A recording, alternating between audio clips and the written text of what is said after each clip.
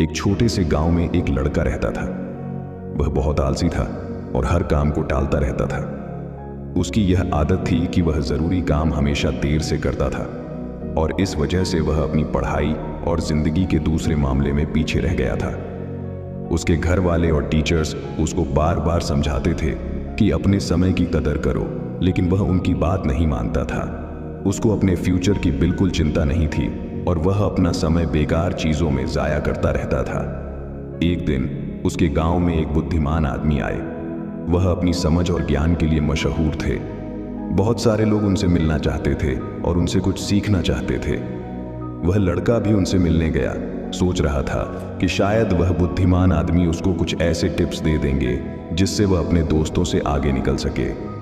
जब उसकी बारी आई तो उसने बुद्धिमान आदमी के पास जाकर कहा, कृपया मेरी मदद करें, मैं अपनी जिंदगी में हार गया हूं। मैं अपने दोस्तों और क्लासमेट्स से हर फील्ड में पीछे हूं। मैं सबसे आगे निकलना चाहता हूं और सबसे अच्छा बनना चाहता हूं। कृपया मुझे बताएं, मैं कैसे ये कर सकता हूं। बुद्धिमान आदमी ने उस लड़के को प्यार भरी नजर से देखा और बोले, मेरे बच्चे, तुम इसीलिए तकलीफ में हो क्योंकि तुम अपने समय की कदर नहीं करते। तुम हमेशा काम टालते रहते हो और अपने अनमोल पल बेकार चीजों में जाया कर देते हो। चलो मैं तुम्हें एक कहानी सुनाता हूं जिससे तुम समय की कदर समझ पाओगे। लड़का बड़े ध्यान से सुनने लगा। बुद्धिमान आदमी ने कहानी शुरू की। एक बार एक राजा था जो बहुत दयालु और उदार था। उसको अपनी प्रजा से बहुत प्यार था और वह हमेशा उनकी मदद करता था। एक दिन उसने अपने पुराने दोस्त से मुलाकात की जो उसके साथ गुरुकुल में पढ़ता था। वह दोस्त बहुत आलसी और गरीब था। उसके पास ना नौकरी थी, ना पैसा, ना ही इज्जत। वह हमेशा अपनी किस्मत को कोसता रहता और अपनी परेशानियों के लिए दूसरों को दोष देता था। राजा ने अपने दोस्त को पहचाना और उसके हाल पर अफसोस किया। उसने अपने दोस्त से उसकी जिंदगी और परेशानियों के बारे में पूछा। दोस्त ने उदासी से कहा, हे राजा, मुझे समझ नहीं आता क्यों सब कहते हैं कि मैं कुछ नहीं कर सकता। जब भी मैं नौकरी के लिए जाता हूं, सब मना कर देते हैं। मेरे दुश्मनों ने सबको बता दिया है कि मैं कभी भी काम टाइम पे नहीं करता। मैं समझ नहीं पा रहा हूं कि क्या करूं। राजा ने कहा, चलो एक समझौता करते हैं। सूर्य अस्त होने से पहले तुम मेरे खजाने में जाकर जितना सोना और रत्न ले सकते हो, वह सब तुम्हारा होगा। दोस्त बहुत खुश हो गया और राजा का शुक्रिया अदा किया। वह तेजी से अपने घर गया और अपनी पत्नी को सब कुछ बता दिया। पत्नी भी बहुत खुश हुई और बोली, जाओ और सोना रत्न ले आओ, अब समय तुम्हारे पक्ष में है। दोस्त बोला, अभी नहीं जा सकता, मुझे भूख लगी है, पहले खाना दो। पत्नी ने जल्दी से खाना बनाया और उसको परोस दिया। उसने आराम से खाना खाया।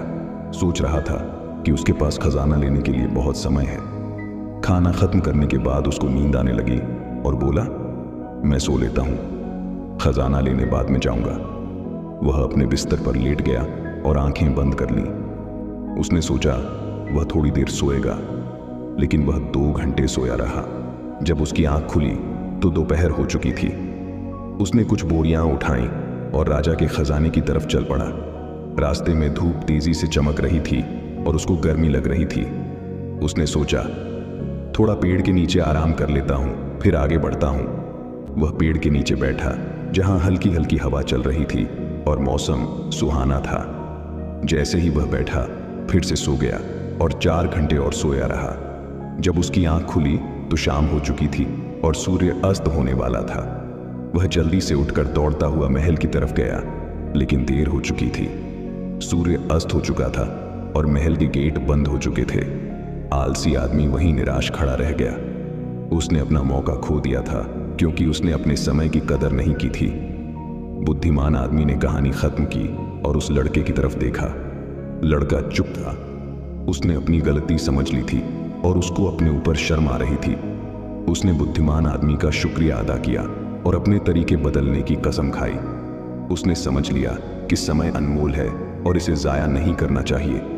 वह घर वापस गया और अपने लक्ष्य के लिए मेहनत करने लगा। उसने टालना बंद कर दिया और ज्यादा उत्पादक बन गया। उसने अपने दोस्तों और परिवार में इज्जत और खुशी पाई। हमारी जिंदगी में अगर हम देखें तो समय सोने की तरह होता है, ये सबसे अनमोल चीज है जो हमारे पास है।